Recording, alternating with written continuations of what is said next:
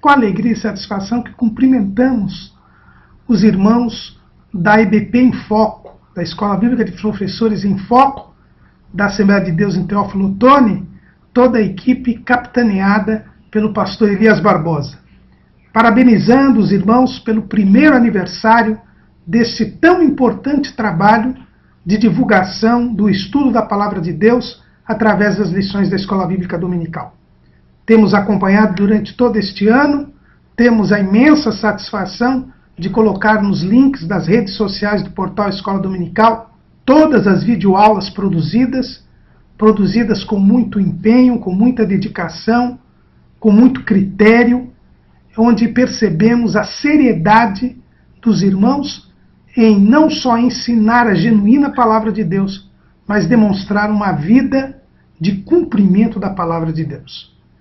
Querem os irmãos aceitar aqui a nossa parabenização dos irmãos do portal Escola Dominical. E deixamos aos irmãos as palavras do apóstolo Paulo, lá em 1 Coríntios, capítulo 15, versículo 58. Portanto, meus amados irmãos, sede firmes e constantes, sempre abundantes na obra do Senhor, sabendo que o vosso trabalho não é vão do Senhor. Meus parabéns aos irmãos da EBP em Foco. Amém. Queridos ereniquiros, é uma grande honra estar com vocês em mais uma pré-aula hoje, gravando a aula de número 10, que vai falar sobre a origem da diversidade cultural da humanidade. Está comigo aqui dois grandes homens de Deus, Pedro e Paulo e Pedro. Hoje nós vamos debater essa lição maravilhosa, e eu tenho a honra de tê-los comigo mais uma vez. Queria agradecê-los por estar comigo nessa pré-aula de número 10.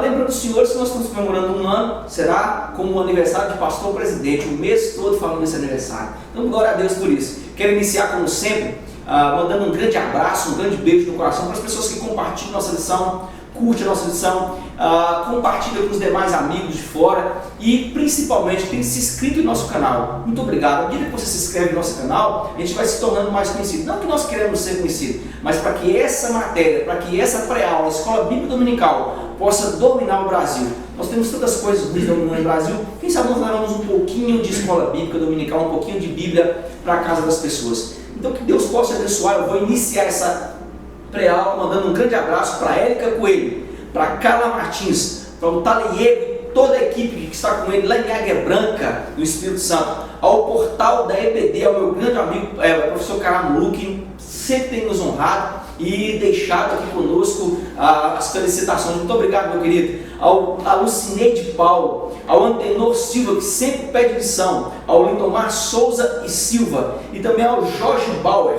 e Andréia Apolaro. Meus queridos, é uma grande honra ter vocês conosco. A você que sempre pede lição, os primeiros que pedem lição, eu anoto aqui para mandar um grande abraço. Nós vamos ler tópico a tópico, vamos discutir tópico a tópico, vamos debater e levar o melhor entendimento para que você possa levar para a sala aquilo que nós tentamos, aqui nós usamos ruminar, né, Paulo? Tentamos tirar o máximo dessa lição. Então, que Deus possa te abençoar. Vamos ler tópico a tópico e que você, como sempre, pegue a sua caneta, pegue o seu copo com água, uma canetinha rosa para ninguém roubar de você, e nós vamos dar a sequência dessa lição aqui agora, falando sobre introdução com o meu querido amigo, presbítero Paulo. Fique à vontade, meu querido. Primeiro, paz e graça a todos. Estamos mais uma vez honrados por estarmos aqui, participando desse grande projeto de Deus, a EBP em Foco, levando para vocês o conhecimento, né, como destrinchado, mastigado, triturado, para que vocês possam dar uma excelente aula nas classes dominicais. Introdução, queridos. Um dos fatores que levaram a primeira civilização humana à depravação total foi o monolinguismo. Entre os filhos imediatos de Adão e Eva, inexistiam fronteiras idiomáticas, culturais e geográficas. Eis porque os exemplos de Caim e Lameque alastraram-se logo por toda a terra. Na lição de hoje, encontraremos a família noética correndo o mesmo perigo, temendo um novo dilúvio e recusando-se a povoar a terra. Puseram-se os descendentes de Noé a construir uma torre, cujo topo, segundo imaginavam, tocaria os céus, a fim de impedir a degeneração da segunda civilização. O Senhor confunde-lhes a língua, levando a linhagem de Sem, Cã e Jafé a espalhar-se pelos mais longínquos continentes. deste episódio surge a multiplicidade linguística e cultural da humanidade. Rapaz, essa lição, o Cláudio Nuno tem umas palavrinhas aí que dá um nó na linguiça, né? Monolinguismo. Bom, muito bem, querido, nessa introdução deve ficar bem explicado em sala. Eu sei que meus queridos estão aqui também, vão falar um pouquinho sobre isso. E é muito interessante que é impossível você iniciar essa lição sem primeiro passar o olho em Gênesis 10. É impossível. Por quê? No capítulo 10 de Gênesis, os principais povos conhecidos pelos antigos israelitas, eles aparecem distribuídos em 3 grandes grupos. E esses grupos são os descendentes de Jafé, que falam no versículo 2 ao versículo 5, Gênesis 10. Depois os descendentes de Cã, que é do versículo 6 ao versículo 20. E os descendentes de Sem, que é do versículo 21 ao 31. Cada um desses grupos, eles reúnem o que nós chamamos nações aparentadas entre si, por razões históricas, isso aqui é interessante, ou geográficas. Quando Noé desce da arca, nós precisamos entender, depois daquele desfecho todo, que cria a população, a terra tinha sido dividida, e isso é interessante. Agora vai ser criado o que nós chamamos Torre de Babel, e essa geografia agora vai apresentar algo magnífico que nós precisamos entender. Deste modo agora, nós vamos ver que a multidão de nações distribuídas sobre a terra aparece como um cumprimento da bênção que Deus concedeu à humanidade surda depois do dilúvio. Gênesis 9, o versículo de número 1, está próximo aí, meu querido? Agora. O versículo de número 1, lê para mim, fazendo um favor. E abençoou Deus a Noé e a seus filhos e disse-lhes: frutificai e multiplicai-vos e enchei a terra. Então esse cumprimento, presbítero Paulo, ele agora é realizado através de Sem, Cão e Jafé. E esse cumprimento dessa profecia, nós precisamos entender que gera essa nação. É esse gerar dessa nação que nós vamos estudar hoje. É através dessa nação que começa um novo pecado, nós podemos dizer, na era noética. É esses 3 filhos de Noé que vão determinar um parentesco próximo e um parentesco distante. Cã é amaldiçoado por Noé e forma a área mediterrânea do Egito, e nós vamos ver futuramente os egípcios, que é a descendência de Cã. E depois disso nós temos agora a Torre de Babel, a união dos povos, contaminando Sem, contaminando Jafé. Isso aqui deve ficar bem claro. Além disso que o presbítero Paulo acabou de ler aqui, o fato de agrupar todos os povos em uma árvore genealógica põe em relevo a unidade de gênero humano e também de toda Israel, que era o povo eleito, em relação a toda a humanidade. Isso aqui é interessante. Israel entra em uma única árvore genealógica e ela tem um destaque sobre todas as demais nações. Querido, é impossível contestar, e isso aqui é fato, é impossível contestar que em todo o tempo Deus trata Israel de maneira diferente.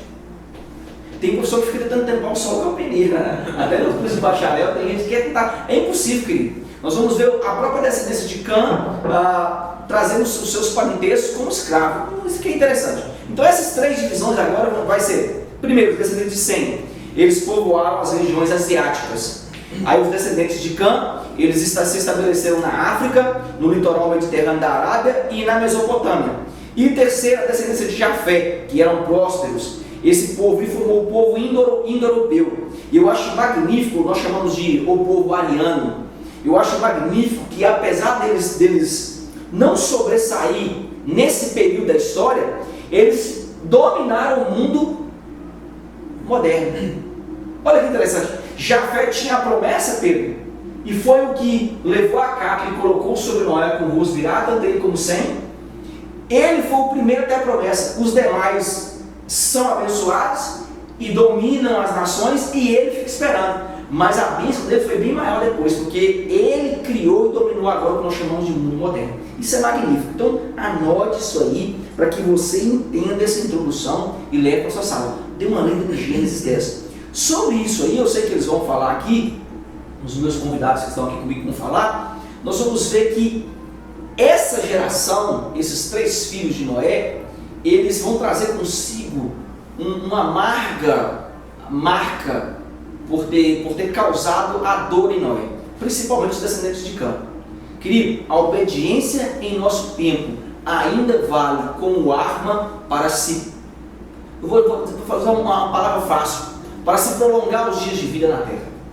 Quando nós somos obedientes a Deus, obedientes a líderes, Deus prolonga o nosso dia de vida na terra. Estou errado? Não, nada. Pode ficar à vontade, pode falar. É muito interessante. Rapaz, Senhor, antes de tudo, é um prazer estar mais uma vez aqui, juntamente com os meus amigos, pastor Elias, pastor Paulo, para estarmos debatendo essa lição. E é muito interessante quando Deus havia purificado, né, Elias, podemos dizer assim, purificado a terra do pecado ao trazer o dilúvio.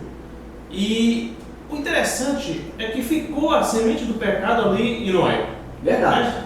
Ficou essa semente tanto nos filhos como nas noras. E esse pecado, ele tende a multiplicar. É tanto que mais na frente nós vamos ver Noé caindo, aquele homem que foi forte, que anunciou o dilúvio, veio a cair, veio a pecar, porque não existe um homem perfeito. Mas quando nós obedecemos a Deus, quando nós temos dentro de nós aquela obediência de servir ao Senhor, é diferente. É tanto que quando Noé amaldiçoa Canaã, o filho de Cã, ele dá uma determinação que vai amaldiçoar o seu filho. Porém, aqueles que obedecessem a Deus, os seus filhos e os seus descendentes. Porém, aqueles que obedecessem a Deus, eles não tinham essa maldição. Né? Às vezes nós temos uma predestinação e dizemos, então todos a descendência de Cã, todos a descendência de Canaã, filho de Cã, foram amaldiçoados. E não é bem assim. Quando eles se voltavam para Deus, quando eles obedeciam a Deus, eles não eram amaldiçoados. Interessante sobre isso aí, é bom lembrar, Pega a centelha dele? pegando a centelha dele aqui, que nós vamos ver o caso de Raabe, a prostituta. Sim. Ela obedeceu e toda a sua família foi salva. Isso é magnífico que o senhor falou aqui. Nós precisamos lembrar isso na sala, porque tem pessoas pregando assim com predestinação, esquecendo-se que a graça, ela agora faz parte do nosso tempo. Verdade. Nós gentios estamos vivendo graça. Isso é muito interessante. E ao mesmo tempo a gente precisa lembrar dos exemplos ruins da palavra de Deus, no caso de Eli e seus filhos, né? Onde depois Samuel, né, que foi criado por Eli, né? Também os seus filhos também fizeram aquilo que era, né? Tanto que fez o povo deixar o governo de Cristo, o governo, né, de Deus, para um governo humano. Então, aí a gente vê agora Noé, os seus filhos, né, que passaram pelaquela preservação, por aquela coisa, aquele livramento maravilhoso de Deus, em achar em Noé uma graça, em achar em Noé atributos e preservar a família de Noé como padrão, não é verdade? Porque a partir de então, a família de Noé seria o padrão das outras famílias. Aí você vê como o evangelista disse aqui, a questão da descendência. Aí a Bíblia vem e fala, olha, o pai ensina o filho o caminho que deve andar para quando ele crescer, não se desvie dele. A importância que nós temos de discipular os nossos filhos, de discipular os nossos alunos dentro de sala de aula, para que a nossa fala seja replicada através da vida deles também, porque senão não vai haver legado, né? Senão não vai haver legado. Aí, pode falar, pode pegar a centelha. Pegando aqui Eu gosto dessas EBD, onde o debate é quente assim, que os professores falam assim, rapaz, eu gosto dessa discussão, que eu tenho a possibilidade de tirar várias dúvidas ao mesmo tempo. Querido, anote isso aí, vai anotando. Isso acontece, Luiz, isso é bom para ir levar para a sala de aula. Quem está nos assistindo, leva para a sala de aula essa discussão. Proveitosa. Mas o que me chama a atenção aqui, nessa introdução, Elias, pastor Elias, é que Deus, ele podia muito bem anunciar o dilúvio, né? Destruir toda a humanidade. O povo já estava pecando, já estava se contaminando com esse pecado que eles herdaram lá da primeira descendência. Mas Deus não. Deus ele apenas anuncia, ele apenas confunde as línguas. Deus ele é tremendo. Ele não quis destruir a humanidade. Mas Deus ele sempre preservou o homem, né? Deus ele ama o homem, né? Tanto que ele preservou o homem, apenas ele confunde as línguas e cada um segue o seu rumo. Mas você vê que os filhos de Noé são bem bestas, são espertos, não são bobos não, né, Elias? Verdade. Eles foram aí construir a torre para chegar ao alto do céu, porque se houvesse um outro dilúvio, né? A falta de confiança. Vamos falar um pouquinho sobre isso. Vamos falar sobre isso. Eu vou continuar aqui no tópico 1, falando sobre a Torre de Babel, com o evangelista Pedro. Fica à vontade, meu querido. Amém. A Torre de Babel. Não sabemos quanto tempo se havia passado desde que Noé saiu da arca até a construção da Torre de Babel. De qualquer forma, seus filhos, Sem e Jafé, não puderam impedir seus descendentes de cair na apostasia de Cã. Eu vou falar nesse tópico aí, tem até uma discussão sobre isso, e eu vou explicar isso aqui, e eu queria, até os senhores vão concordar comigo, porque eu sei que essa bancada aqui, ela é única em centelhas, né? Isso. Única em centelhas. Nós estamos falando a mesma língua. A mesma língua. Eu acho isso interessante, anote isso aí. A apostasia de Cã, ela contamina a descendência de Sem e de Jafé, que nós chamamos Jafé, né? Próspero, abençoado. Isso gera um princípio de uma devastação do gênero humano, assim como no caso de Lameque. Lameque foi lá e matou as pessoas, e tinha várias mulheres, e ainda faz uma poesia dizendo: eu matei, e a Caim deve vingar 7, a mim deve vingar 77. Não há de deboche. Cã faz a mesma coisa, olha para o pai nu e entra em deboche. Em todo tempo esses deboches vão trazer maldição. Eu vou fazer uma pergunta para você. É uma Eu não estou lembrando aqui não. Eu estou lembrando de Ló quando saiu de Sodoma e Gomorra. As escolhas que ele fez, ele saiu de Sodoma e Gomorra, mas depois ele começou a construir tendas que chegou lá em Sodoma e Gomorra de novo. Eu posso afirmar, então, faço uma pergunta para você, professor Elias, baseado nisso. Será que os filhos de Noé não saíram corrompidos de lá, não? Isso é interessante, eu queria falar sobre isso. Isso é muito bom, que as pessoas acham que Noé, eu falei isso aqui na aula, até me questionaram na EBP em Foco, que eu falei que Noé era justo e bom. Noé não servia a Deus. Logo seus filhos aprenderam a fazer o holocausto, mas porém não servia a Deus.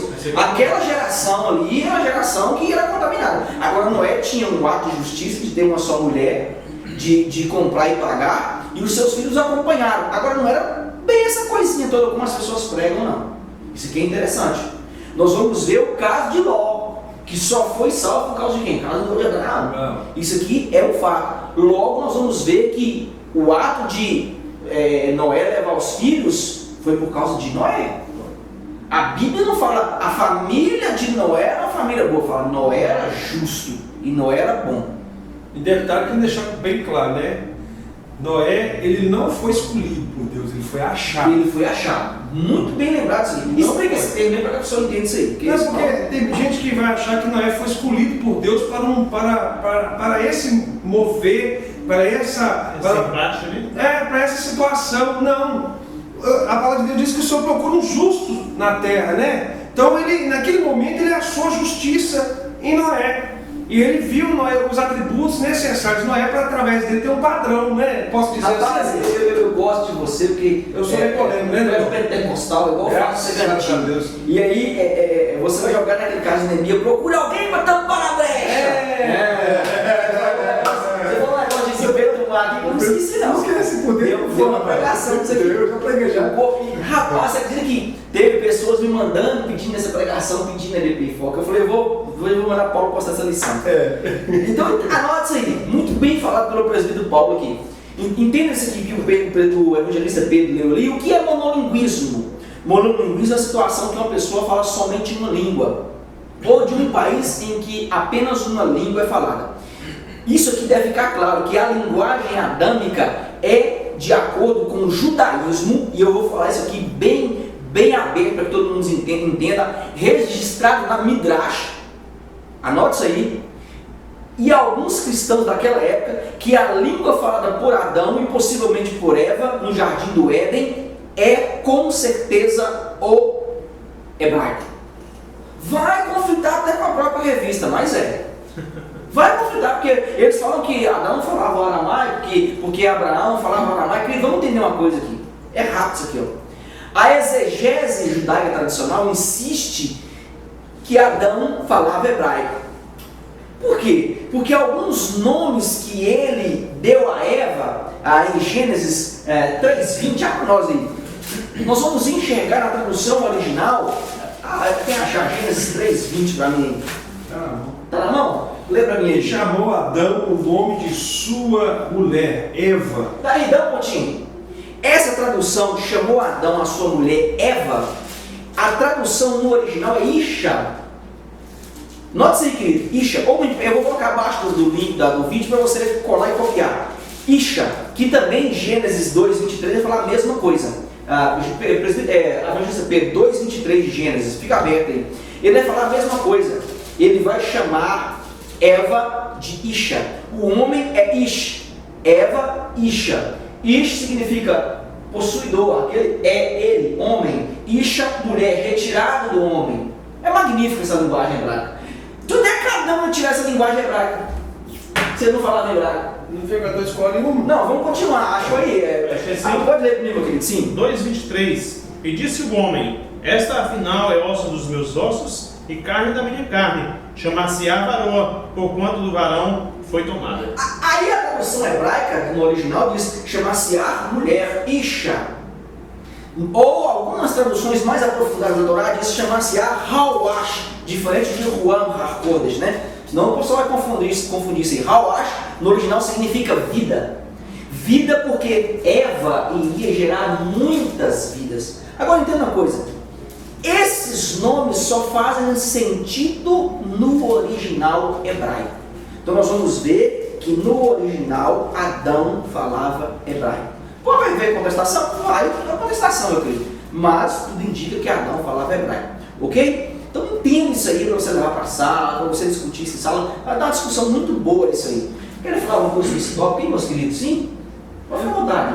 Eu tô tranquilo. Eu acho que a gente seguir a... Eu vou seguir a carruagem. Segue a carruagem. No evangelista? Sim? Vou continuar aqui então? Vamos sim. Então vamos lá. Tópico número 2 diz: uma nova apostasia. Se por um lado o monolinguismo facultava a rápida disseminação do conhecimento, por outro propagava com a mesma rapidez a apostasia da nova civilização. E assim não demorou para que a revolta misturada ao medo se tornasse incontrolável. Por isso, revoltam-se os descendentes de Noé contra Deus. Eia, edifiquemos nós uma cidade e uma torre cujo cume toque nos céus e façamos-nos um nome, para que não sejamos espalhados sobre a face da terra. Sobre isso, vocês querem falar o que sobre isso, meu irmão? Os caras são espertos, né, pai? Rapaz, esses caras... Os caras são espertos, mano. Eles não são besta não, besta é nós, velho. Os caras são inteligentíssimos. Eu vejo essa geração de Noé como uma geração que tinha cérebro, mas não tinha coração.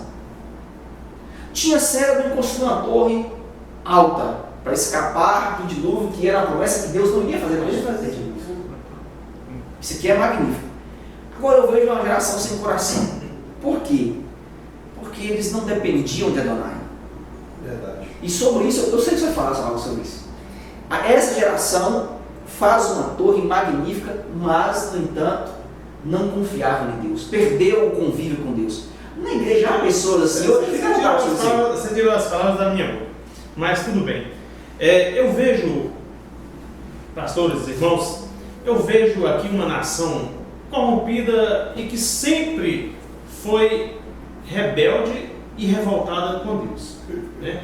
Hoje não é diferente não, no meio da igreja, no meio do povo que se diz que serve a Deus, existem pessoas que querem as bênçãos de Deus, que querem um Deus para adorar, que querem e reconhecem o poderio de Deus, porém não quer servir a Deus, não quer ter um compromisso com Deus. Então nessa época não era diferente, né? Eles queriam adorar um Deus, é tanto que eles construíram essa torre e disseram: nós vamos tocar nos céus para adorá-lo, mas não o Deus verdadeiro. Eles queriam alguma coisa para adorar, mas eles estavam confrontando o Deus verdadeiro, porque eles sabiam quem é o Deus verdadeiro. Então eles queriam adorar, eles sabiam e tinham certeza porque eles viram o dilúvio, né? Eles tinham a certeza do Deus verdadeiro, porém não queriam ter um compromisso sério com Deus. Eu vejo isso, Pedro. Eu acho magnífico o que o senhor falou aí, e eu acho que o Paulo vai falar sobre isso, que eu peguei a centelha antes de passar para ele. As pessoas são batizadas no Espírito Santo, falam em línguas e conseguem desviar.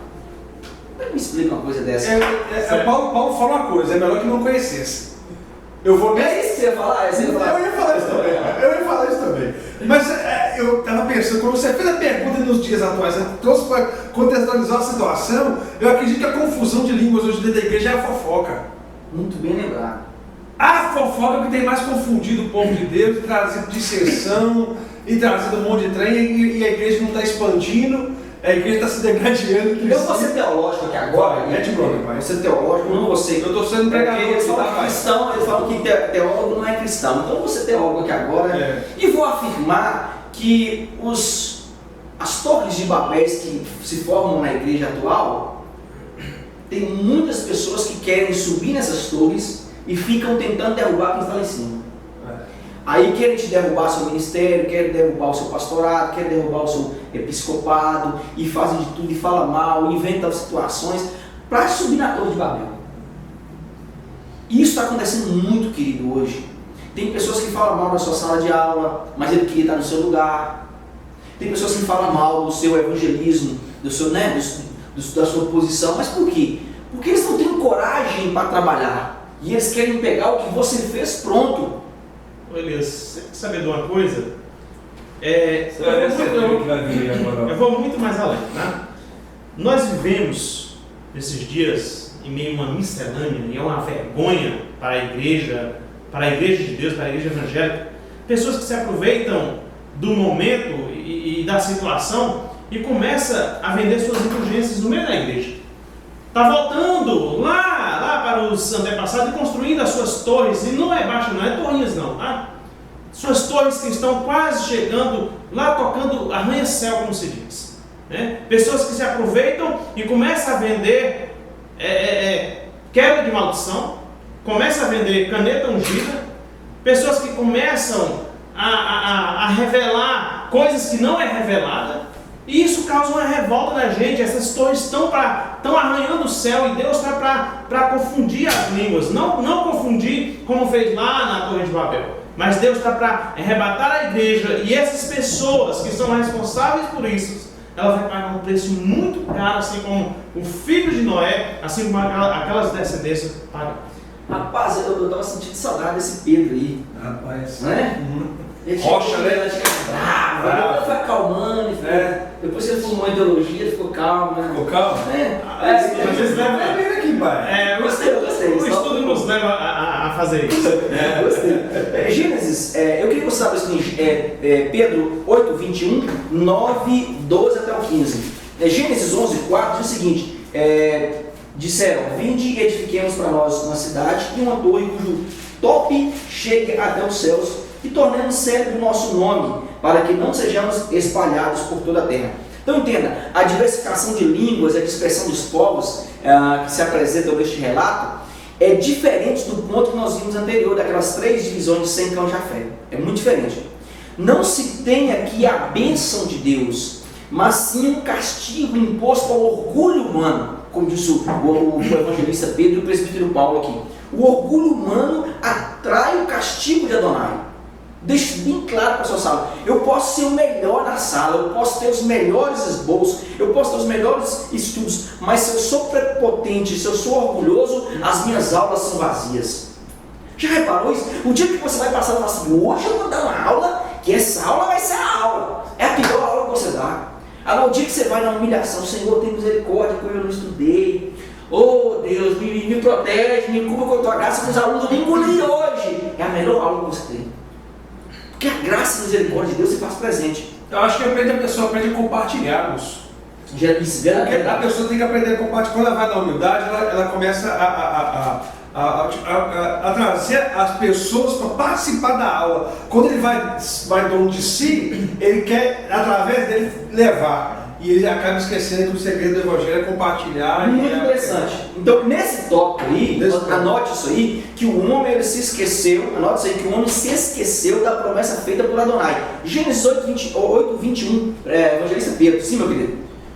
E o Senhor aspirou o suave cheiro e disse consigo mesmo: não tornarei a amaldiçoar a terra por causa do homem, porque é mau e desígnio íntimo do homem desde a sua mocidade, nem tornarei a ferir todo o vivente como fiz. Olha, primeira promessa, Gênesis 9, de 12 ao 15. 12 ao 15, disse Deus: este é o sinal do concerto que põe entre mim e vós, entre toda alma vivente que está convosco por gerações eternas.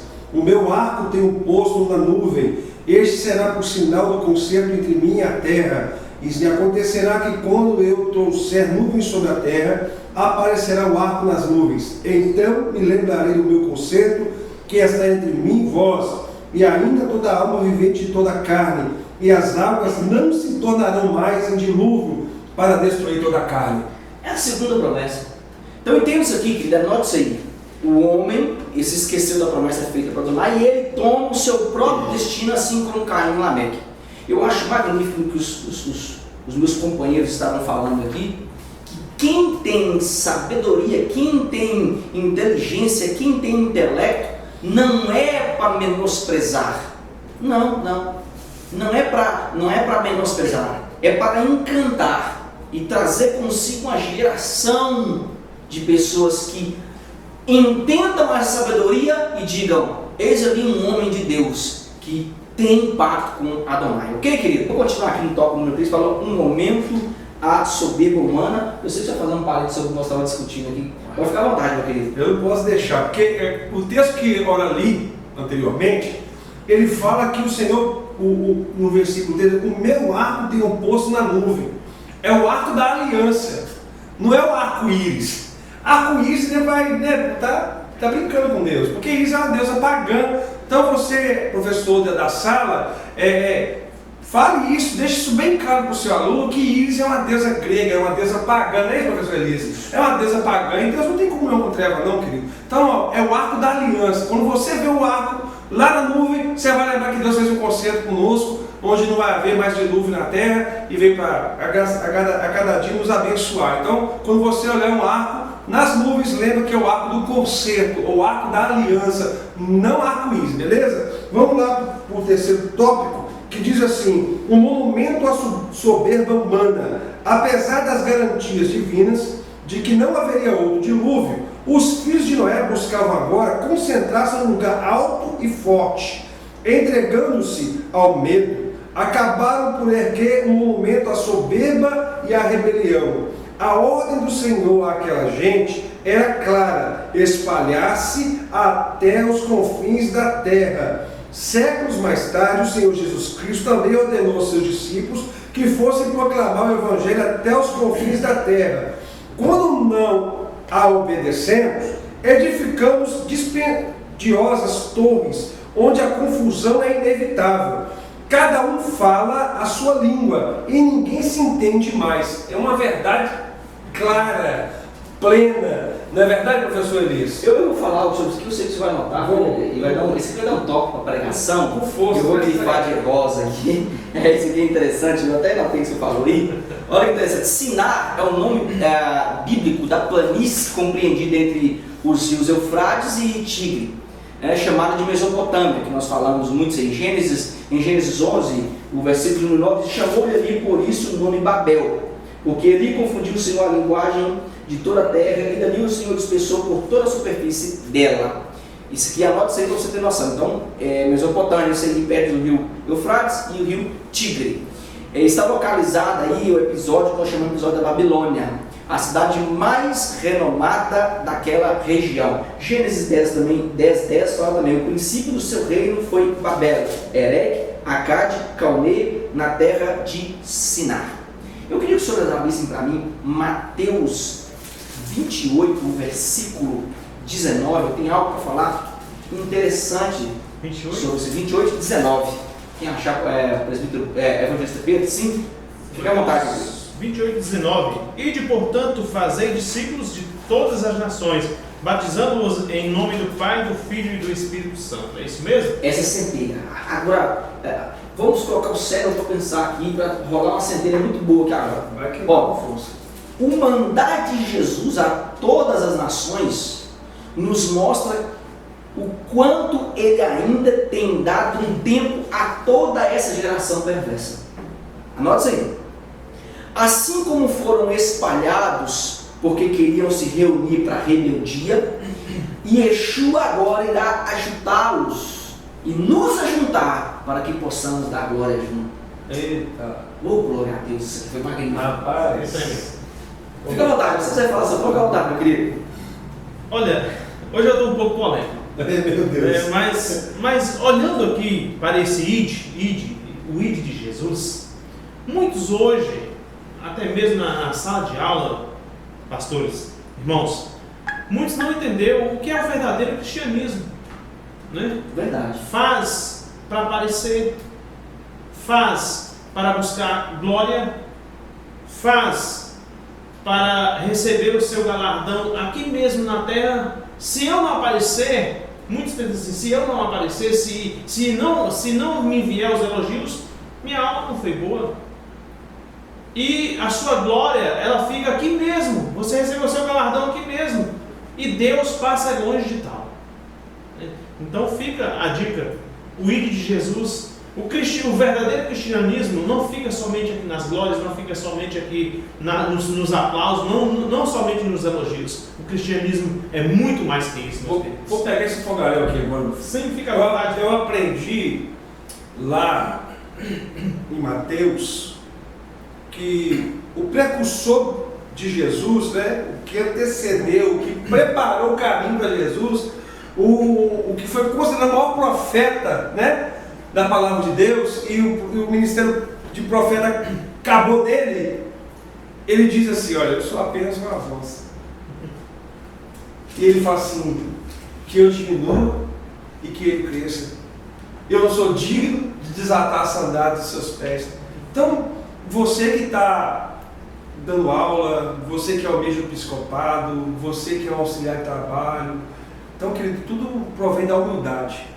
Tudo é por ele e é para ele, aqui é tudo dele, não é isso, professor Elias? Rapaz, você me deu uma. Eu estou anotando aqui. Você está anotando tudo aí, Eu estou anotando. Vocês estão essa caneta rosa sua. A centelha foi forte. Enquanto o evangelista Pedro falava ali, eu anotei isso aqui. Eu vou filosofar um pouquinho. Diz o seguinte: eu anotei aqui agora. O verdadeiro evangelho não é para ser mostrado, mas sim trabalhado. Você falou, eu anotei. Você está numa conectividade. Nós vamos lembrar do culto que nós tivemos aqui na sede ontem, onde o nosso pastor Marcelo falou o seguinte: ele em oração disse, Deus, eu quero viver um evangelho de resultado, eu quero que o meu ministério tenha resultado. E ele falou que nós somos a árvore, que somos pessoas que somos comparadas a uma árvore junto a ribeiros de água, que dá, ele faz essa comparação, e nós somos. Agora nós temos que dar fruto. Só que as pessoas querem, só porque ganhou uma alma, que já quer aparecer, que já é ganhador de alma, já quer fazer uma página no Facebook, já quer criar um monte de trem. Ele quer aparecer, querido. Não faça isso não. Não, é louvável que nós a cada dia fiquemos nos bastidores e transmitamos a glória para Ele. Que no dia que nós puxarmos a glória para nós estamos na ataque, porque Deus não divide a glória dele com ninguém. Eu vou continuar aqui no tópico de número 2 com o evangelista Pedro, que diz a confusão de línguas. Fica à vontade, meu querido. Tópico número 2, a confusão de línguas. Uma cidade à prova d'água. A engenharia dos descendentes de Noé era bastante avançada. De início, projetavam uma cidade cuja epicentro seria uma torre que, segundo a imaginavam, arranharia o céu. Aquele lugar se tornaria uma fortaleza impenetrável, mas independente dos planos dos homens, Deus lhe frustraria os objetivos e cumpriria sua vontade, espalhando-as pela terra. Em seguida, prepararam o material, tijolo bem queimados e betume. O seu objetivo era construir uma cidade à prova d'água. Se houvesse algum dilúvio, escalariam a torre e tudo estaria bem. Na verdade, não queriam cumprir o mandato cultural que o Senhor confiara ao patriarca, repovoar e trabalhar a terra. Rapaz, eu fiquei meio que numa questão duvidosa desse tópico que Claudio colocou, que eles não queriam repovoar e trabalhar a terra. Eu acho que não era isso aí, mas para não perder o cliente nós vamos continuar, né? Mas eu quero... presta atenção no que eu vou falar aqui. Qual é a sua colocação? Eu vou falar em cima disso aqui, porque é um princípio espiritual e não carnal nisso aqui. Vamos entender isso aqui. Aí vocês vão entender porque eu estou falando isso aqui. Se falar do peixe sem comer, não tem como. Entende isso aqui, ó. As cidades mesopotâmias, elas tinham um templo com uma torre escalonada. Entende isso aqui? Essa torre escalonada ela é em forma de pirâmide chamada de zigurate. Se você pesquisar no inglês, zigurate, isso mesmo, zigurate, a versão original. Se você procurar na internet, vai falar um pouquinho sobre isso. Eram templos suntuosos que se faziam naquela época. Zigurate, o nome original. A parte mais alta dessas torres era considerada um laço de união entre o céu e a terra. Eles já faziam esse tipo de torre naquela época. Então, o zigurate de Babilônia media em torno de 90 metros de lado, com 90 metros de altura. Tinha 7 corpos, ou que nós chamamos de níveis superpostos. Eram gigantescos isso aqui. Neste relato que nós estamos vendo a Torre de Babel, a torre ela não aparece como um templo ou símbolo religioso. Não era isso que eles queriam. Mas ela aparece como a expressão da soberba humana. Logo nós vamos ver que ele se propõe a construir uma civilização para a sua própria glória sem temer a Deus. Não era o ato de não querer povoar a terra, não era o ato de não querer trabalhar na terra, não era isso. Eles queriam se igualar a Deus. Existe um texto muito, abre em Isaías 14, 13 e 14, você abre em Ezequiel 28, 2. Existe 2 textos que vão fazer uma menção bem comparada com o que nós estamos falando, querido. E nós vamos entender porque eu estou falando que não era o ato de povoar, e sim o ato, nem o ato de querer plantar na terra, mas era uma outra coisa que tinha no coração, que era espiritual. Era espiritual. Achou para mim, evangelista? Isaías 14, 13 e 14. Olha que interessante esse texto aqui. Lê para nós aí, meu querido. O 13 diz assim: Tu dizias no teu coração, eu subirei ao céu, acima das estrelas de Deus, exaltarei o meu trono, e no monte da congregação me assentarei nas extremidades do norte. 14. Subirei acima das mais altas nuvens e serei semelhante ao Altíssimo. Então, Pedro, você vai entender que o que eu estou querendo falar agora que não era algo carnal, mas sim algo espiritual. Eu conheço essa voz ali. Essa voz, eu não sabia de quem é, de onde vem, essa é a realidade, né? Você achou aí, olha o texto magnífico aqui, é Ezequiel 28, 2. Filho do homem, dize ao príncipe de Tiro, assim diz o Senhor Jeová, visto como se eleva o teu coração e dizes, eu sou Deus, e sobre a cadeira de Deus me assento no meio dos males, sendo tu homem e não Deus, e estimas o teu coração como se fora o coração de Deus. Rapaz, esse texto é magnífico, que logo após o rei se sentir como Deus, viu um castigo tremendo sobre ele. Então o que nós estamos vendo aqui nada mais é do que o homem tomando para si, querendo tomar para si a glória de Deus. Aí Deus olha do alto do céu e disse, eu vou descer. Eles estavam tão alto que Deus teve que descer. Eu vou descer, vou confundir somente a língua, não vou quebrar. Eu acho interessante isso aí, que Paulo falou sobre betume aquele dia, a gente fala sobre betume. E betume e asfalto, que a gente fala, né, o tijolo queimado, eles eram materiais de construção da Mesopotâmia, dessa região mesmo. Interessante, Elias, que isso é tão magnífico, e nós vemos aqui a maldade do homem, a sua malícia, que quando Deus ele anunciou o dilúvio, passou 120 anos para que Deus mandasse esse dilúvio. Aqui nós vamos ver que após 120 anos, eles começaram a construir essa torre. Eles querendo ser igual a Deus. Esquecendo da promessa. Aqui eles começaram a construir essa torre com pedras, mas depois faltou pedras. Eles queimaram tijolos bem queimados e começaram a construir. Eles querendo ser igual a Deus. Rapaz, e é tanto que eles pegam o betume que foi construído, a arca, a qual foi betumada por dentro e por fora a arca, eles queriam ser semelhantes a Deus. Então isso é de tremenda importância. Você concorda comigo? Concordo, porque isso vem lá da descendência de Adão e Eva, né? De Caim, que descenderam e começaram a sair ali engenheiros e por aí foi. Então você vê que a maldade já vem. São maliciosos. São maliciosos. E a lição, o texto anterior falava que, entregando-se ao medo, acabaram por erguer um monumento à soberba e à rebelião. Ou seja, eles não quiseram primeiro cumprir com a vontade de Deus. Então, para mim, um homem que não consegue cumprir com a vontade de Deus, Eu vou falar que ele não é homem. Eu vou falar algo. Tô meio doido hoje. Assim, eu vou pegar uma centelha do que você está falando, que é o caso do homofobismo. Eles não concordam com o gênero que Deus deu para eles. Com a criação de Com a Deus. criação de Deus. Ah, eu não concordo em ser homem. Mas, Aí fala que é genética, não é genética. Isso aqui é... Não vamos lembrar dessa matéria. Não, Eu vou continuar.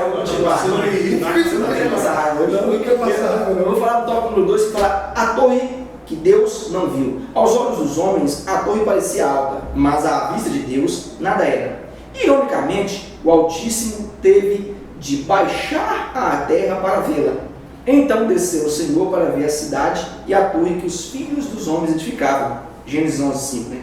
Assim são os projetos firmados na vaidade humana. Aos olhos de muita coisa, aos nossos olhos, muita coisa. À vista de Deus, tolas pretensões. Se o Senhor não tivesse intervido, a segunda civilização tornar-se-ia pior do que a primeira. Nenhum limite seria forte o bastante para conter aquela gente que já começava a depravar-se totalmente. Elias, eu acho bacana as dispensações de Deus, né, moço? Deus é maravilhoso nas suas dispensações, moço. Como que Deus atua né, em situações assim. Deus usou Noé para que achou Noé. Deus, através de Noé, fez um grande livramento com padrão. Daqui a pouquinho esses meninos aqui começaram a se corromper. Eu acredito que já veio corrompido desde a época de Lameque, que o coração dele já estava mal também, igual os filhos de Eli, igual os filhos de Samuel. As coisas que nós temos que prestar muita atenção. Volto a revisar isso aqui, a bater isso aqui. Meu filho, pai, leva o seu filho para a escola bíblica dominical, pelo amor de Jesus. Né? Verdade. Leva o seu filho para a escola dominical, a sua filha para a escola dominical. Porque depois não adianta você querer usar a vara, não. Você vai ter que usar a vara sim, mas eu preciso você pegar o seu filho e falar assim: vem aprender com Jesus. Porque se nós aprendemos com o Senhor, nós não vamos ser rebeldes à vontade de Deus. Isaías 1,19 diz que se você obedecer, você vai comer o melhor dessa terra. Então nós acreditamos na palavra de Deus que pode cumprir. Agora você vê que o próprio Deus desceu. Deus joga por terra toda a torre elevada. Nós estamos vendo aí os impérios, vou falar os nomes dos impérios, tá? Nós vemos impérios da Mundial do Poder de Deus, nós vemos impérios da Universal Lei de Deus, nós vemos impérios não sei o quê. Vamos, Deus vai jogar isso tudo por terra. Porque quando eles ficarem puxando para si e dizendo que é eles que fazem, meu irmão, uma hora Deus desce e quebra tudo. Eu acho tremendo o que você está falando sobre isso. Eu estou meio nervoso hoje, tá? E nós vamos... Deixa calma, eu estou nervoso. Nós vamos ver o seguinte, queridos, nessa aula. Eu acho magnífico os homens estão falando, os homens de Deus estão falando aqui. E há nesse relato que eu li aqui, que essa geração ela iria gerar uma rebelião muito grande. Todos os povos, todos os meninos seriam iguais a eles. Eles queriam se igualar a Deus. Eles queriam ser igual a Deus, que toda essa geração seria a mesma coisa. Essa geração nossa, se nós não tivermos cuidado, ela será uma geração que só pensa em carro, só pensa em moto, só pensa em casa. É uma geração que só pensa em prosperidade. O perigo que eu vejo, entendendo a palavra de Deus, Elise, eu vou pregar sobre isso, Deus está me dando uma palavra sobre isso aqui, o perigo da fala única. Se você for na Igreja Universal e ver e perguntar quem fez, ele fala assim, foi aqui. E mas quem te curou? Foi o fulano. Nunca vão falar que é Deus. Eles nunca. Então a fala única, você pegar uma pessoa discipular e ter a fala única, ela vai ali até o fim. Na desgraça até o fim, falando besteira até o fim, vivendo até o fim aquele espírito de engano, vivendo na rebeldia, vivendo na soberba até o fim. E a gente já está cansado de ver essas questões, as falas são a cada dia repassadas por outras pessoas, e a gente vê uma geração, uma descendência. Não há um intelecto humano. E sobre esse tópico aí, há algo magnífico em Isaías 55, o versículo 8 e 9, que diz: porque os meus pensamentos não são os vossos pensamentos, nem os vossos caminhos os meus caminhos, diz o Senhor. Porque assim como os céus são mais altos do que a terra, assim os meus caminhos são mais altos que os vossos caminhos, e os meus pensamentos mais altos que os vossos pensamentos. Entenda uma coisa, esse termo chegue ao céu, que foi usado por eles, essa expressão ela é característica de um projeto desmesurado, que pretende traspassar todos os limites. O termo Babel, no original, quer dizer Babilônia. A tradição babilônica atribuiu o nome à cidade o significado de porta de Deus. no início da sua criação. Mas também nós o temos como porta dos deuses, em minúsculo. Entende isso aqui? O relato bíblico associa o verbo à tradição hebraica que nós chamamos de balal. Balal significa confundir, que foi o que Deus fez. Então, o que Babel se tornou confusão. O homem, agora esse aqui é um intelecto meu que Deus me deu lá em casa. E eu fiquei magnífico isso aqui. Eu falei, Senhor, eu acordei pensando nisso depois que eu fiz essa aula. Anote isso aqui. O homem perdeu a comunhão em Babel. Ok? Nós tivemos um processo multilinguístico. Então ele perde o que o homem perdeu em Babel, a fala única. O que ele perdeu em Babel é recuperado em Atos 2, versículo 8 e 9. Essa aqui, meu amigo, Deus, eu acho que você vai agarrar meu filho Elias e botar ele. Atos 2, versículo 8 até o 11. Como, pois, os ouvimos cada um na nossa própria língua em que somos nascidos, pardos e médios, elamitas e os que habitam na Mesopotâmia, Judéia, Capadócia, Ponto e Ásia, Efrígia, em Panfília, Egito, em partes da Líbia, Juta, Cirene, e forasteiros romanos, tanto judeus como prosélitos, e cretenses e árabes, todos temos ouvido em nossas próprias línguas falar das grandezas de Deus, e todos se maravilhavam e estavam suspeitos, dizendo uns para os outros: que quer dizer isso? Então preste atenção nisso aqui. Eu sei que eu estou arrepiando aqui. Eu estou sentindo a presença de Deus tão forte. Entenda uma coisa: o que o homem perdeu em Babel é recuperado em Atos 2, versículo 8 e 11, através do derramamento do Espírito Santo. Calma. No dia de Pentecostes, entende isso aqui? Começa então a reunificação da humanidade dispersada em Babel. Então eu faço uma pergunta para você, que muitas vezes as pessoas perguntam: vem cá, mas lá no batismo com o Espírito Santo lá, as pessoas, eu já ouvi falar assim: ah, pastor, mas foram batizados com o Espírito Santo, falaram em línguas ou em dialetos? Querido, aqui mora o X da questão. No original hebraico, o tal, né? O X. Eita, aí, gostou? Magnífico isso aqui. Foi muito boa essa pergunta veio de Deus. Eu sei disso, que eu estou lá pensando nisso também já. Entenda uma coisa: foi o derramar do Espírito Santo, o que nós chamamos de Ruach HaKodesh, abraçar do Espírito Santo, o soprar do Espírito Santo. Por quê? Porque o soprar do Espírito Santo gerou as línguas em que todos que estavam de nações diferentes entenderam.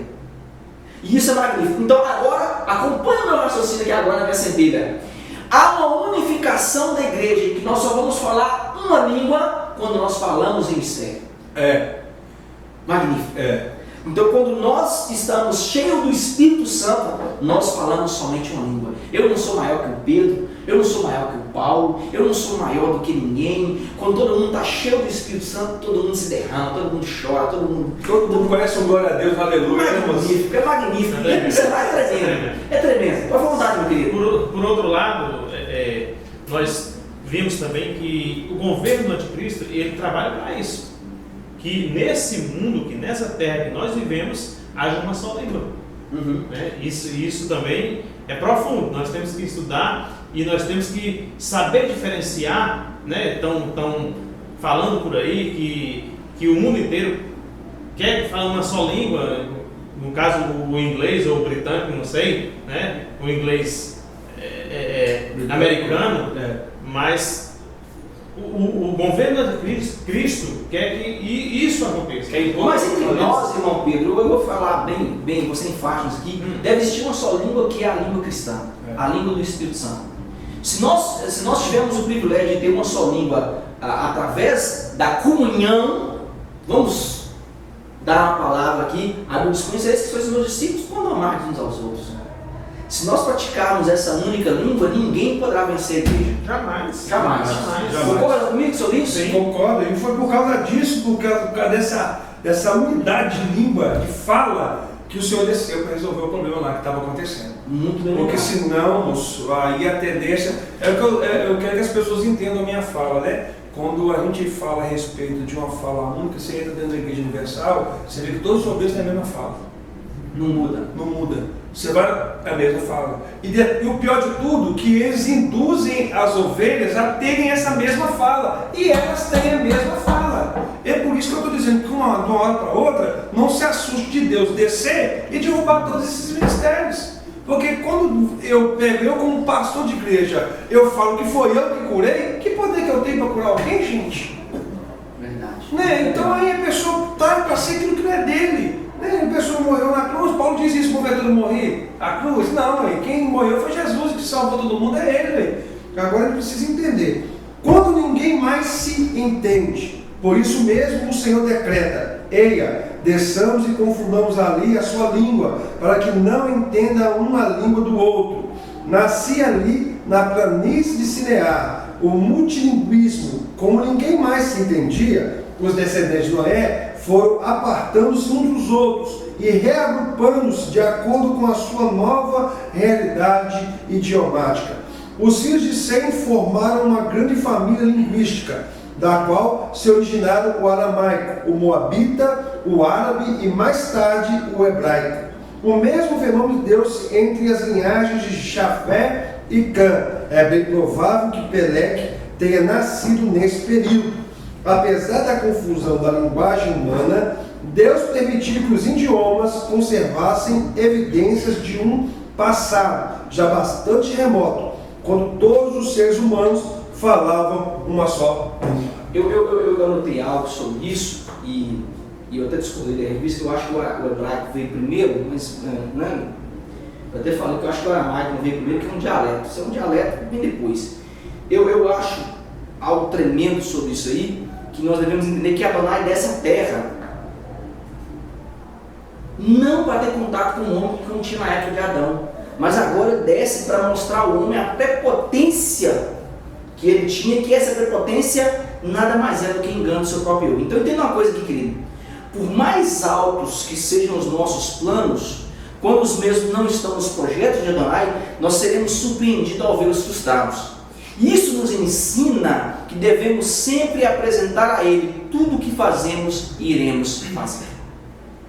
Então nesse tópico aí, eu sei que vocês vão falar alguma coisa, né? Pode ficar à vontade, meu filho, fica à vontade. Isaías capítulo 40, ele diz assim no versículo 3 e 4: Vós que clamam no deserto, preparai o caminho do Senhor, endireitai o ermo, a vereda do nosso Deus. Todo vale será exaltado, e todo monte, e todo outeiro será abatido, e o que está torcido se endireitará, e o que é áspero se aplanará. Então, queridos, aqui fala claramente que toda pessoa exaltada, todo vale, né, todo monte elevado será abatido.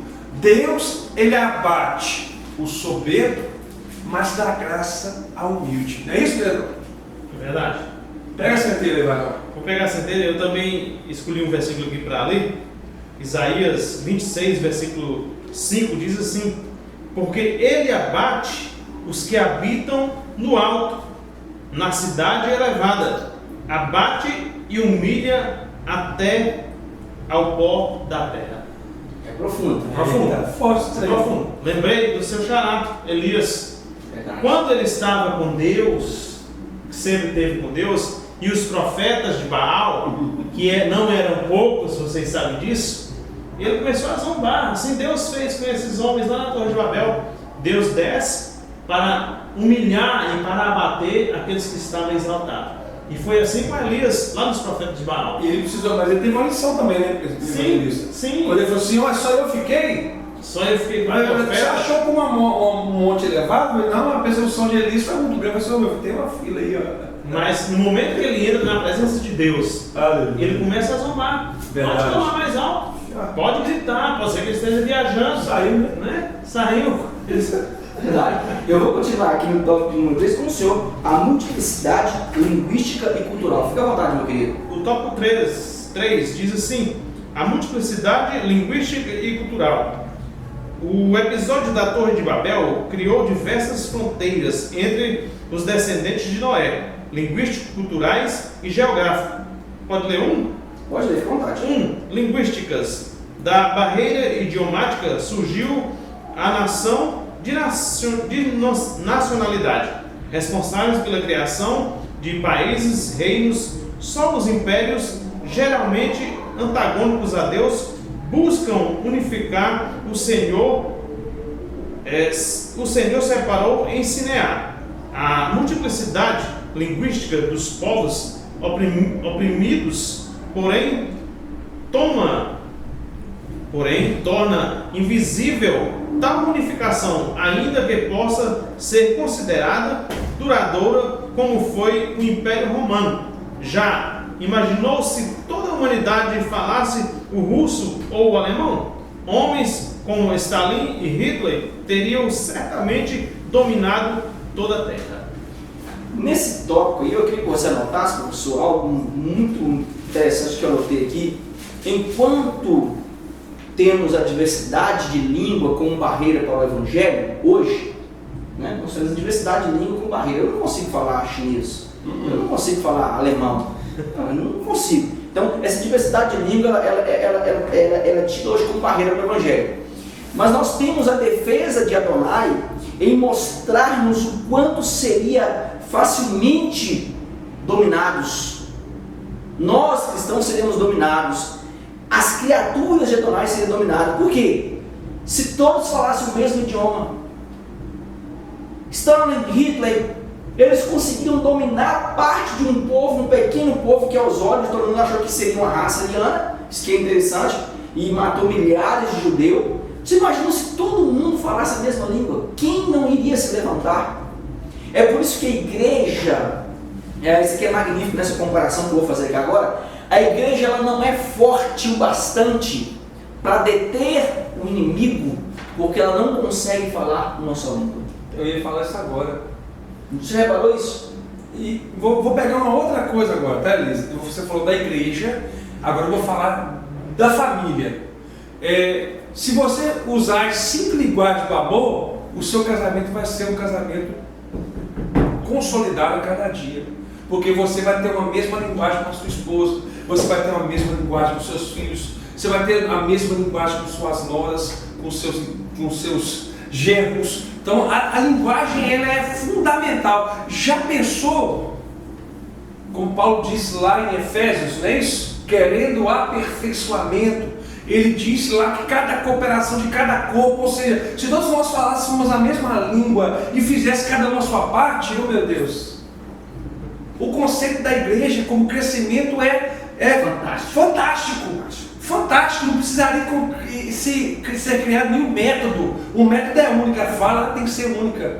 Magnífico, gostei desse tópico. Eu vou continuar aqui, eu quero falar uma coisa, meu querido Pedro. Não, fica eu vou continuar aqui no tópico cultural, no 2, que diz: a diversidade linguística trouxe também a diversidade cultural. Cada povo, uma língua, uma cultura e costumes bem característicos. Tais fatores tornam inviável um estado totalitário mundial. O governo do anticristo, aliás, reinará absoluto por apenas 42 meses. Logo após, será destruído. Eu anotei aqui que a tentativa de um só reino, desde a antiguidade, isso nos mostra que o homem sempre tentará igualar-se a Deus. Sempre. Então entenda uma coisa, o quesito cultural nos mostra o quanto Deus nos ensina o quê? O que Deus está nos ensinando nesse quesito cultural? Pedro é lá de Ceará, o Paulo é do Rio, eu sou mineiro, eu gosto de pão de queijo, Pedro gosta de cuscuz. O Paulo tapioca, o que o Rio de Janeiro come? Rapaz, feijão preto. Então, esse quesito cultural, isso aqui é interessante, eu anotei sobre isso aqui, que esse quesito cultural nos mostra o quanto Deus quer que nós sejamos unidos. Por quê? Além da união, nós temos que ser hospitaleiros. Ele falou isso com Timóteo, lembra disso? Ao episcopado. E principalmente que precisamos expressar o seu amor uns para com os outros. Mesmo com culturas e línguas diferentes, nós podemos nos associarmos em uma linguagem cristã. Isso aqui é profundo demais. Isso aqui é muito profundo. Fui longe esse cara agora. Foi aquela restinha daquela hora. Então entenda, nós podemos ser diferentes em tais requisitos, mas todos somos iguais quanto ao Ruach HaKodesh, quanto ao Espírito Santo. Aí tem uma passagem muito interessante de 1 João 4, versículo 11, diz assim: amados, se Deus de tal maneira nos amou, devemos nós também amar-nos uns aos outros. Ninguém jamais viu a Deus. Se amarmos uns aos outros, Deus permanece em nós e o seu amor é em nós aperfeiçoado. Eu aprendi nesse texto aí o seguinte, querido. O relacionamento que nós temos com Deus, ele começa assim, né? Ó, eu vou aqui, ó. Aqui, e o meu com Deus, com o homem. Agora joga aqui, meu irmão. Bota aqui, ó, vai fazer o quê? Uma cruz, cara. Nosso relacionamento é baseado em cruz. Magnífico. É cruz. Cruz é cruz, ele tem que carregar a cruz, viver a cruz, e a cada dia colocar no homem e seguir Jesus. Sem cruz não segue, não. Meu amigo Pedro? Olha, Jesus ele foi bem cultural, né? Muito bem lembrado. Ele passou isso para nós, às vezes nós passamos desapercebidos, né? Mas Jesus ele foi bem cultural. Ele andava com pescadores. Daqui a pouco Jesus estava com alguns homens ricos, né? Nós vemos isso. Jesus ele comeu com pecadores, né? Sentou à mesa com pecadores. Vou te fazer uma pergunta. Sim, fica à vontade. Agora, Jesus, ele teve um momento na palavra que ele não respeitou a cultura eclesiástica do povo. Sim. Quando na guarda do sábado. Aí os adventistas vão ficar doidos com vocês, né? Pra que nós vamos falar? Para que nós vamos falar isso? Porque ele não respeitou essa cultura, ué. Não é verdade? Não é uma cultura? Aqui em Minas a cultura é o quê? O pão de queijo. É o feijão tropeiro. Não é isso? Mas aí vamos lá. Eu vou voltar à resposta aqui, então, no quesito do Evangelho Pedro, que nós vamos ver que nenhuma cultura para Yeshua era imposta, mas era adquirida. Jesus adquiriu o aramaico, por quê? Porque ele precisava pregar às favelas, aos pormenores daquela região, aos pobres daquela região. Logo, eu não posso pegar você sendo carioca e te obrigar a comer pão de queijo para que você me ame. Não. Eu não posso obrigar o Pedro a fazer a mesma coisa. Eu levei o Pedro em casa dele canjiquinha com pé de galinha, não, foi com costelinha. Mas essa variedade cultural vai nos mostrar que você me ama não porque eu te ofereci canjiquinha, mas porque nós temos um nível cultural, eclesiástico e espiritual, onde nós temos um intelecto de que Jesus nos dominou primeiro, antes que a cultura. Essa resposta... Os fariseus não entendiam, os saduceus eles não entendiam isso, eles achavam que Jesus tinha que se adaptar à cultura para depois pregar. E Jesus dizia, não. Mas não é lícito que os seus discípulos comam sem lavar as mãos. Diz assim, mas é lícito que eles guardem regras enquanto o noivo está presente? Porque no casamento já quebrar todas as regras. Então, isso aqui é magnífico. Jesus ele não fez da cultura uma doutrina. Muito obrigado por isso. Jesus é acultural, então, vamos dizer assim, né? Ele foi acultural, exatamente. Ele foi acultural para ensinar. Ele sentou com pecadores, ele andou com pescadores, ele sentou com o rico, com a mulher samaritana, né? Tanto que os samaritanos... Com a prostituta. Então ele quis passar um verdadeiro cristianismo, ele mesmo sendo o Cristo, o Deus, ele quis passar o que é o verdadeiro cristianismo. E não fez da cultura uma doutrina. Aqui, é bom até lembrar que aqui, ó, questões geográficas, acrescentes a essas dificuldades, as fronteiras naturais, rios, mares, montanhas, vales, etc. Cada povo com o seu território. Deus sabe o que faz. Nesse tópico, você está falando do tópico número 3, né, geografia? Isso. Muito interessante isso aqui. Que a geografia, eu anotei isso aqui, nos mostra o quanto Deus é esplêndido em tudo que faz. Enquanto uns têm sal, os outros têm vegetais. Enquanto uns têm mares, os outros têm rios. Enquanto uns têm planícies, os outros têm montanhas. Isso nos mostra o quanto Adonai nos fez dependentes uns dos outros. Dá a mão, dá a mão. Então essa dependência é onde eu for, a igreja vai. Isso nos mostra que nesse tempo agora nós estamos vendo essa dependência. Valadares está sem água, vê água do Rio de Janeiro, vê água de São Paulo, vê água de Miraquim, do interior, que nós nunca imaginávamos. Aí Tambacu está sem água, vê água de Teoflotone, vê água de fora. Eu quero parabenizar o Silas Malafaia e quero parabenizar também o Marco Feliciano, que socorreu Valadares e está num estado de calamidade. Eu pedi oração para Minas Gerais e nós vamos ver que aqui mora o que Yeshua queria provar. Vocês podem ter abundância de sal, mas não tem água. Vocês podem ter abundância de vegetais, mas porém vocês não têm terra. há uma extremidade entre Deus e assim, vocês vão sempre depender uns dos outros. É o corpo. É o corpo. Muito bem lembrado, muito bem lembrado. Muito bem lembrado. E há algo sobre isso, e eu quero falar sobre isso. Salmo 133 é um salmo muito conhecido dos irmãos. Fecha a câmera aqui que esse aqui eu vou pegar pesado aqui agora. Vai lá. Salmo 133, é o início para mim fazendo favor. Quão bom e quão suave é que os irmãos vivam em união. Pode continuar. É como óleo precioso sobre a cabeça, que desce sobre a barba de Arão, e que desce a orla das suas vestes, como o orvalho do Hermon, que desce sobre os montes de Sião, porque ali o Senhor ordena a bênção e a vida para sempre. Então nós precisamos entender que Yeshua quer, como eu disse aqui, que nós vivemos em completude. Um complete o outro. Salmo 133. Então entende isso aqui. Vai se destacar nesse salmo que nós chamamos aí de óleo que era para a cura, é magnífico isso aqui. Ele era derramado na cabeça e escorria a barba abaixo até chegar aos pés. Isso significa, eu vou dar uma pregação sobre isso, anota isso aí. Isso significa que há uma completa unção. Assim deveria ser a nossa unidade total. A comunhão é comparada com a unção. Sim, a comunhão é comparada com a unção. Então esse ato de derramar da cabeça aos pés era: eu preciso que você seja totalizado em amizade, totalizado em amor, totalizado em unção. Não existe unção sem relacionamento. É por isso que Jesus mandava de 2 em 2, então. Justamente.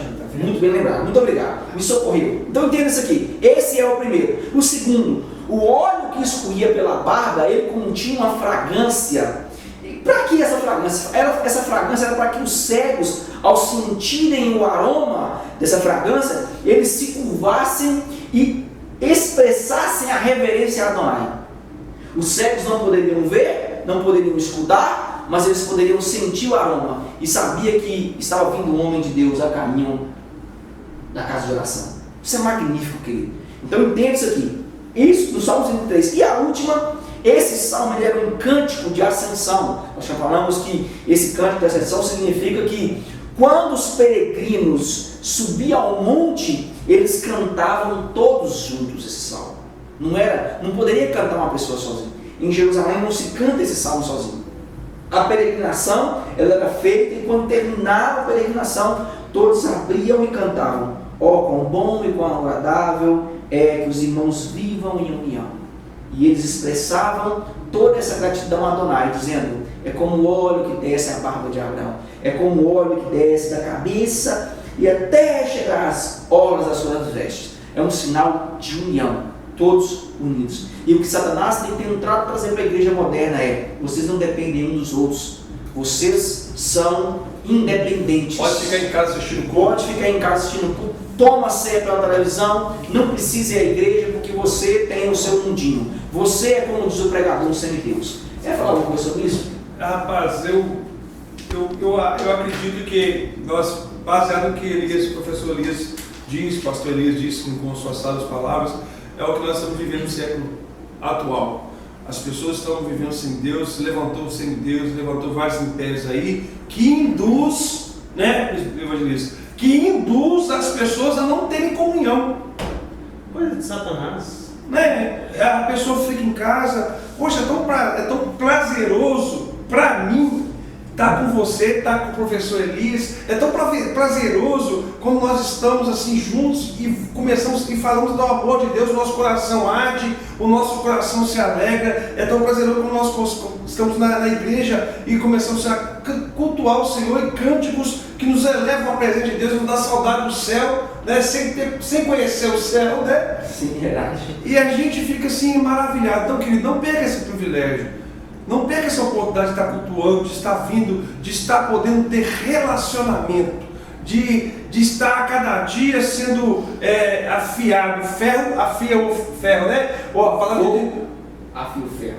O fogo afia o ferro. E a palavra de Deus diz: olha, o teu companheiro diz, esforça-te. Então a gente precisa estar um do lado do outro para a gente poder caminhar, para a gente poder resistir às lutas dessa vida. Porque a Bíblia fala que é melhor estar doido que um, porque se cair um, quem vai levantar ele sozinho? Então, querido, vamos viver em comunhão.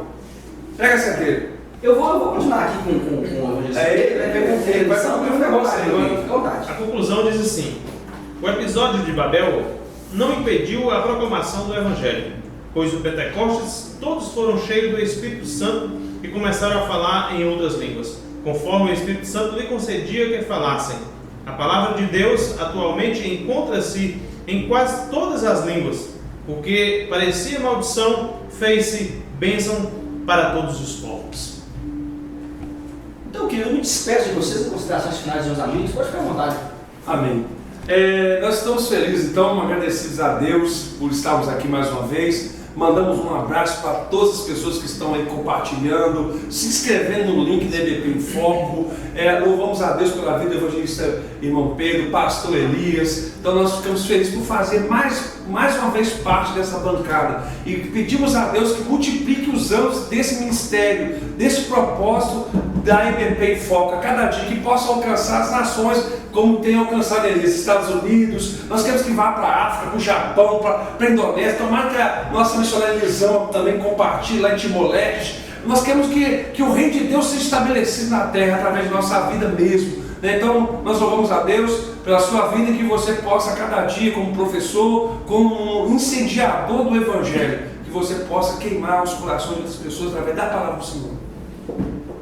Meus queridos, muito obrigado mais uma vez por estar participando aqui dessa bancada maravilhosa. Hoje eu saí renovado, viu?